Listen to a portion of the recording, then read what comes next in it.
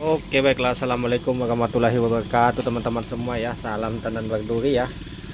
Semoga teman-teman banyak rezekinya. Ini kita mulai panen lagi ya teman-teman, di sawit ujung yang paling ujung ya.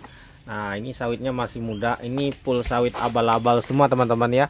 Abal-abal kantongan yang kita beli di toko pertanian ya teman-teman ya. Zaman dulu kan dari tahun 2012 2010 itu banyak dijual sekali bibit abal-abal seperti ini teman-teman di toko-toko pertanian tuh sangat banyak sekali ya teman-teman ya.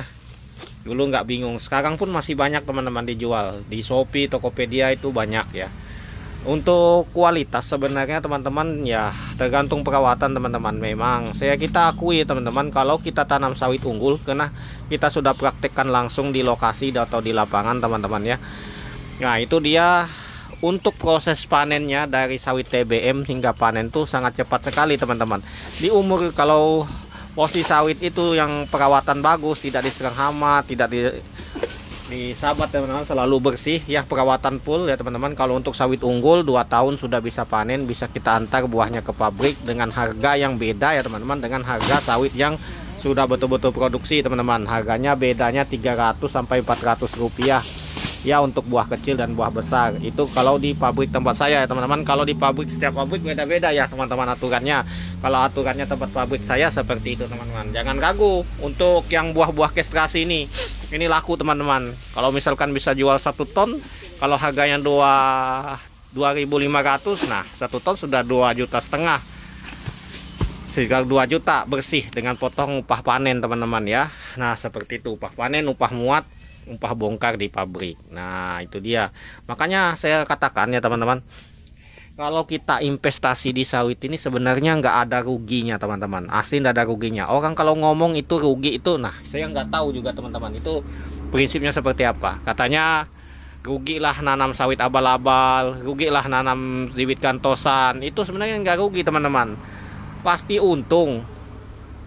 Coba pikir, harganya yang kantongan atau abal-abal sepertinya saya ini kan murah, otomatis nanti 2-3 tahun pasti kembali teman-teman. Apalagi sampai kita mungkin baru bisa beli sawit unggul di usianya 10 tahun atau 15 tahun baru kita replanting, kita tanam ulang. Karena sawit unggul proses dia mau panen ke yaitu 24 bulan atau 2 tahun sudah bisa jual buahnya ke pabrik.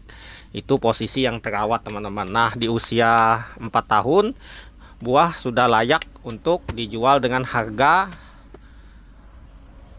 sawit yang produksi teman-teman. Karena untuk sawit produksi dan buah replanting atau buah kestrasi ini beda. Nah tapi walaupun buah itu kecil-kecil, yang penting kan ada hasil, ada harga teman-teman. Jadinya kerja kita nggak sia-sia. Nah itu makanya saya sekarang yang buat pesan-pesan bibit ke saya sarankan untuk beli bibit yang unggul, karena biar cepat produksi teman-teman. Kalau untuk tonase yang kita pernah coba di lapangan teman-teman ya, untuk tonase itu nggak jauh beda teman-teman ya. Bedanya kalau untuk sawit unggul teman-teman, kalau teman-teman tanam dia selalu keluar bunga betinanya, tidak diselingi dengan bunga jantan. Namun untuk gede tandannya ya standar. Kalau misalkan yang tanam jenis yang PPKS 239, PPKS yang ambi, itu buahnya memang kondisi buahnya agak besar, tetapi yaitu tadi karena dia jarang keluar bunga jantan, makanya buahnya tidak sebesar buah untuk sawit abal-abal. Kalau sawit abal-abal ini karena dia sering keluar bunga jantan, jadi penyerbukannya bagus. Makanya sering kita lihat di video untuk daerah orang itu, daerah mana yang kita nggak tahu ya, di TikTok itu dia memang disebar dengan serbuk sari. Makanya teman-teman lihat ya. Nah mungkin teman-teman nonton sebuah channel YouTube yang pembuatan bibit unggul teman-temannya, bibit unggul seperti PPKS ya, macam-macam bibit unggul ya teman, ten 1. Makanya teman-teman lihat buahnya besar-besar karena memang dia diserbuk teman-teman. Coba teman-teman kalau rajin, misalkan sawit ini teman-teman rajin ya, punya 1 hektar ya, kalian teman-teman tanam yang sering bunga jantan, kalian teman-teman serbukin ya, serbukin seperti kurma. Nah otomatis buahnya pasti besar-besar teman-teman. Itu kuncinya untuk buah sawit itu besar-besar teman-teman. Nah makanya saya pribadi nggak bisa lepas dari sawit abal-abal walaupun saya tanam sawit unggul, karena itu fungsinya tadi teman-teman.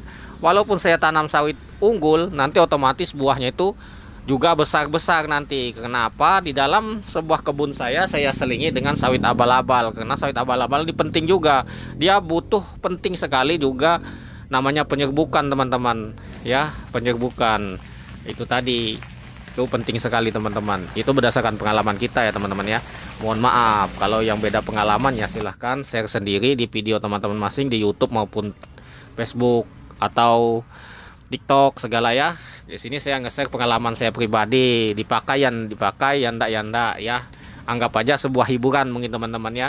Nah, itu pengalaman kita di lapangan. Makanya sawit abal-abal ini buahnya besar-besar ya teman-teman. Ya rata-rata di atas 25 kilo ya, 20 kilo ya rata-rata kalau punya saya.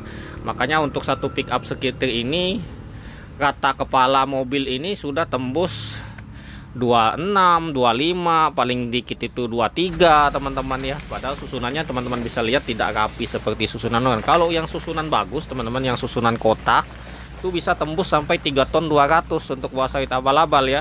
Nah, kalau sawit unggul ini dia buahnya ringan tapi banyak teman-teman ya. Jangan khawatir, semua ada kelebihan dan kekurangannya. Makanya teman-teman jangan ragu.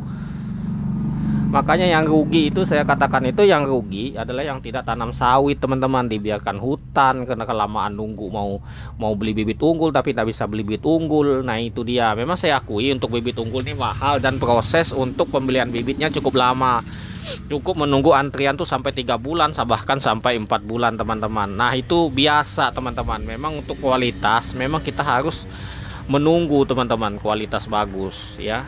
Misalnya kualitas jelek ya beli aja yang di Shopee, Tokopedia, itu kan bibit abal-abal yang biasa yang mayoritas dura teman-teman. Mereka tanam dura ini nggak rugi. Lihat punya saya ini dura semua teman-teman, 99% dura teman-teman ya. Jangan, saya nggak ngakui ini, memang tidak ada saya ketemukan tenera untuk satu kebun ini, semuanya dura teman-teman, semua cangkang tebal. Tapi tidak ragu juga untuk beratnya ya. Teman-teman mungkin bisa lihat di akhir video untuk timbangannya. Di situ kita berbagi pengalaman saja. Makanya saya katakan tuh tidak ada yang rugi. Orang kalau ngomong rugi itu ya baru tanam sawit 1 hektar 2 hektar teman-teman. Kalau mungkinnya sudah 10 sampai 30 hektar, tidak ada yang rugi itu. Nanam sawit nggak ada yang rugi. Yang rugi itu tidak nanam sawit teman-teman. Punya lahan tapi tidak nanam sawit. Mungkin kalau lahannya itu sawah mungkin wajar dia tidak nanam sawit, dia nanam padi. Itu aja. Kalau masih punya lahan kosong, hutan gitu tidak ditanam ya rugi, itu namanya rugi. Kalau dia masih nanam sawit ada hasilnya, itu tidak rugi. Walaupun ada sebagian untuk petani yang tidak melakukan pemupukan teman-teman ya, tetap saja hasilnya ada teman-teman. Seperti saudara saya sendiri ya, pribadi ya teman-teman, dia nggak pernah melakukan pemupukan. Siap saya tawarin pupuk dia nggak mau teman-teman, katanya rugi untuk beli pupuk. Tetapi hasilnya ya alhamdulillah, dalam 2 hektarnya itu setiap bulannya dapat dia satu pick up 2 ton teman-teman. Dapat dia 2 ton, 1 ton, 2 ton tuh dapat ya. Panen panen 1 bulan sekali teman-teman. Dapat dia sepick up gini nih ya, 2 tonan dapat. Nah ini minyak kita yang dirawat ya seperti ini teman-teman.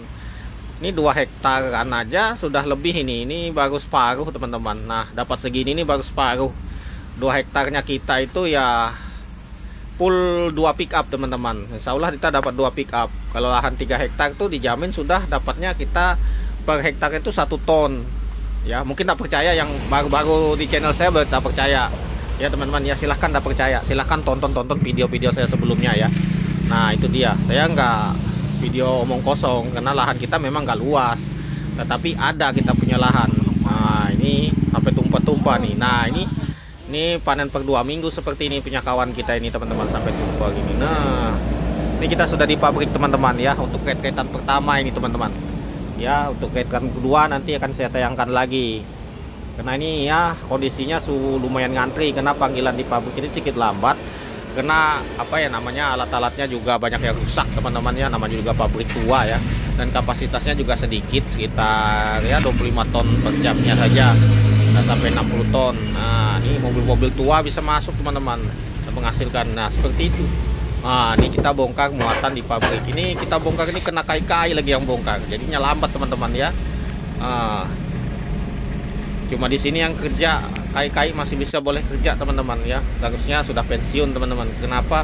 Ya itu tadi udah gak layak ya teman-teman, karena ya ibaratnya ya mestinya pensiun lah istilahnya. Punya kebun 2 hektar sebenarnya kalau sudah kita jadi kai-kai, kalau hidup sendiri ya 2 hektar sudah cukup kita rawat, tidak perlu ditebas, tidak perlu pokoknya tidak perlu disemprot lagi teman-teman. Tebas saja kalau punya lahan 2 hektar itu, nah perlu nyemprot, kita panen sendiri pun bisa, atau nyuruh orang bisa. Enaknya nyuruh orang teman-teman, kita terima hasil, kita cuma perawatan saja ya. Nah seperti itu kalau sudah tua. Nah ini muatan segini teman-teman.